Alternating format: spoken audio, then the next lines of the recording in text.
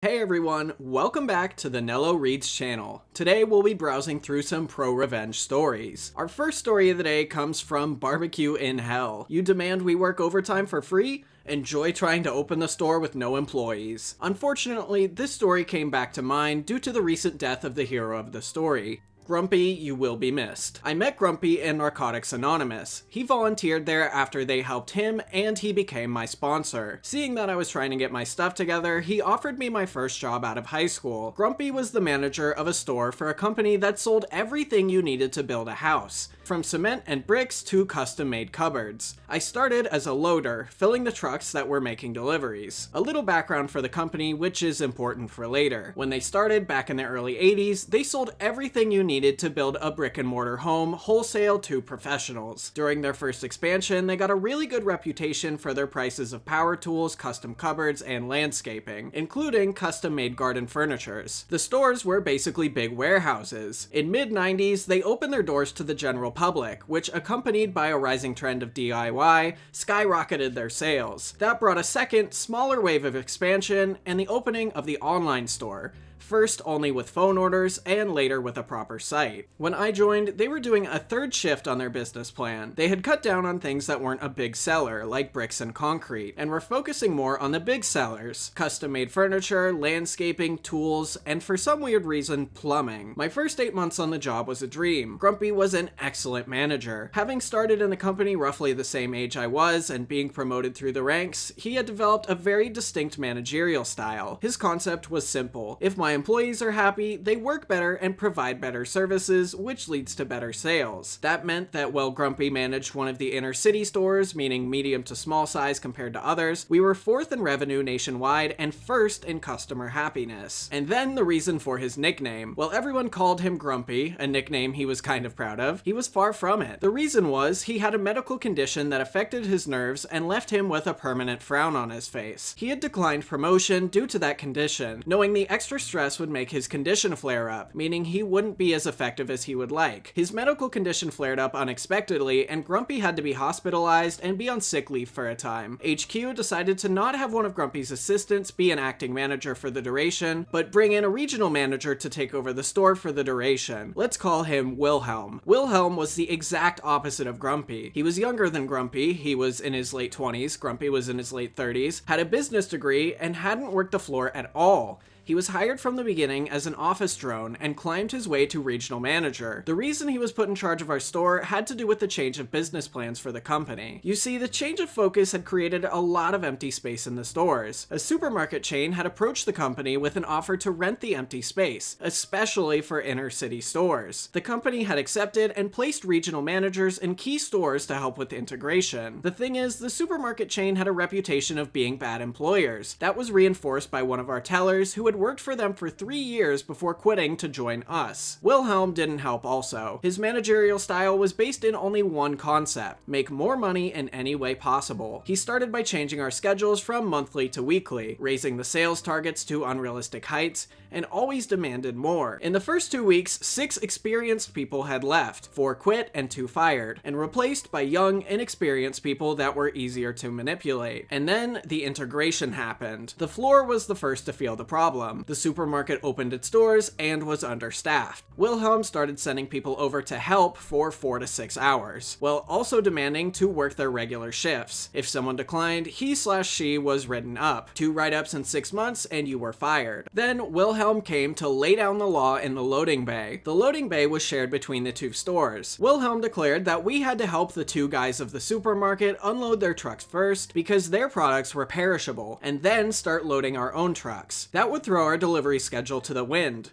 The loading crew worked 5 a.m. to 2 p.m. We first loaded the trucks that had longer to travel so they would be ready to leave at 7 a.m. at the latest because of the company's next day delivery policy. What Wilhelm declared meant that we couldn't start loading our trucks before 7:30 a.m. and they couldn't start their route before 9:30 a.m. We told him this, but Wilhelm didn't care. He said we had to do both jobs. When someone inquired about overtime, Wilhelm said no. He said we had already made too much money with unproductive hours and leaving early, so he wouldn't approve improve overtime. So from a nice environment that you wanted to work for, we all started getting miserable. We lost 10 people in the loading crew in a month because of the new rules. The new hires didn't last long. The floor was a mess. Anyone who is staying is either looking for another job, is afraid of unemployment, or is too young to know better. The sales had a very small decline, but customer happiness is plummeting fast. After almost 6 months, all the old guard that was left was ready to quit, but our savior came back. Almost 6 months from the day he was hospitalized, Grumpy walks into the store to claim his rightful position. He isn't a knight in shining armor riding a pure white horse carrying a legendary sword. He is in normal attire, slightly limping, and holding a cane. We have a welcome back party and have a small glimmer of hope now that he is back. We are informed that Grumpy will be on light duties for the next 2 weeks, before he becomes the manager again. Despite Grumpy being back, Wilhelm still remains the regional manager, which means he outranks Grumpy and makes it very clear in private meetings with all of us. If he caught us complaining to Grumpy, we were as good as gone. Still, a few of us are planning to have a meeting with Grumpy after letting him get his sea legs back, but another department had other ideas. During his reign of terror, the only department that Wilhelm couldn't control was the workshop. He knew that if he treated them as bad as he did to us, they would quit and the sales would go from a small decline to bottom of the barrel real quick. As I said, custom-made furniture was the #1 seller, so the head carpenter has a meeting with Grumpy on his second day talking about the future of the workshop. In reality, the guy spilled the beans on Wilhelm. With the pretext of catching up with the changes, Grumpy has meetings with everyone, learning what Wilhelm had done and why we had so many new staff. You could feel he was getting angrier with every meeting. He had also had an eye-opening meeting with the manager of the supermarket. Finally, the time had come that he is the manager again. On his first day back as manager, Grumpy notifies everyone of a mandatory meeting after the store is closed and lays out the plan. For the next couple of days, nobody except him is coming to the store. If anyone calls us, we should direct them to him, which we did when we started getting calls about the store being closed. Grumpy's answer to the HQ was simple. The staff was working on a second job during their shifts by loading the supermarket's trucks, which is a breach of contract, so I had to fire them all and find new staff. This caught HQ's attention because nothing of the sort was reported in the past 6 months. They asked Grumpy for evidence, which he happily provided with our written testimonies, which brought a storm on Wilhelm. You see, Wilhelm had an arrangement with the supermarket manager. He got a kickback from our unpaid labor for the supermarket, and the manager offered the same thing to Grumpy. He also included that Wilhelm regularly declined to sign overtime, which meant that if any of us went to the labor department, the company would get a really huge fine. Wilhelm quickly got fired. We all received calls to interview with the company for an open position. We all received severance pay for our firing, plus most of the unpaid overtime, about 80% of it. Almost all of us went back to work with a small pay raise based on experience. The company took a long, hard look on the supermarket chain and distanced themselves from them. They stayed until their lease was over, but no shared employees anymore, and a lot of theirs jumped ship to our side. Next time Grumpy had to take time off, one of his assistants took over. 2 did a stellar job, leading to be promoted to managers in other stores. Grumpy brought back his usual managerial style, leading again to a rise of sales and customer happiness. I left the job 3 years later for a better paying position, but I still remember Grumpy as one of the best managers I ever had. Man, after reading that story, I kinda wish I got to meet Grumpy. He sounds like a cool guy, has a cool nickname, and that whole firing process was pretty clever. On the other hand, I hope I never run into Wilhelm. Our next story comes from Alex Raffin. Client tried to screw me by locking me out of my own system. I've worked as an independent contractor in the IT field for over 20 years, doing all manner of things from creating simple HTML sites to managing a big hotel's complete IT infrastructure. For one of the many clients I had back in the day, I was coding a big-ish custom website for a rental company. Now, I had heard a lot of warnings about not working with this guy that owned it. He had a reputation that he was sharp as a tack, backstabbing, and conniving. He was a lawyer after all. So I went into the partnership with that in mind. He wanted a new website for his renting gig, where people would list their home for rent, renters would sign up and pay a subscription to the site, and he would get the whole lot. Nothing out of the ordinary there. So we make a pretty good deal on paper, we sign it, and I get started on the project.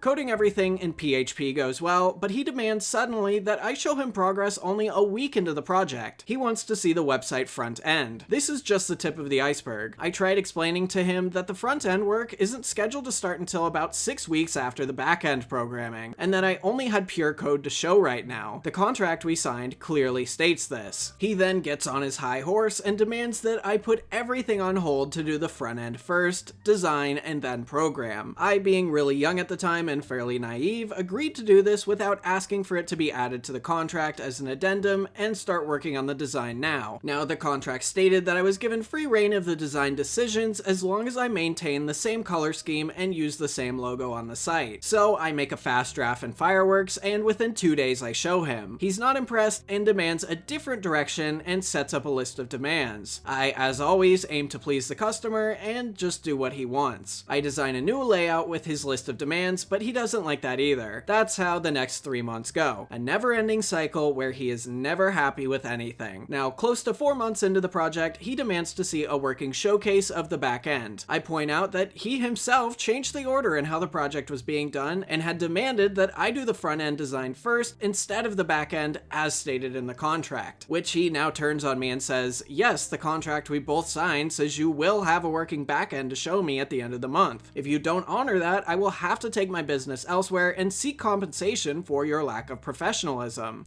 Okay, I now have 12 days to do a back end for the site, so I get a friend to help me and we work tirelessly through a weekend, and I have a good base to work from in 9 days. Mind you, at this point, he has only paid the security on the contract, about 5% of the total price, and has shielded himself from paying by hiding behind, well, if you can't honor the contract, why should I? Finish the work, and then I'll pay as per the contract. Remembering now all the warnings I had heard about this guy, I decide to add a special function to the code just to be safe. More on that later. So now, it's the end of the month, we have a front-end design he is okay with, a back-end that has been finished to about 85% of what is required according to the contract, and I still have 1 month left to finish everything else. Time for show and tell. Since I was working on this development, I was running it on my own dev server and showed him this in a browser on his computer. I mentioned to him that I only had 512k bits upstream from the server, so it might lag a little, but it wouldn't when it would be put on the productional server he has his website on at the hosting company. He says that's okay, and the demonstration goes on. As I'm showing him the site, both front end and back end, I can see he's immensely happy with it, although he would never say so out loud. He is trying to hide his smile that pops up regularly,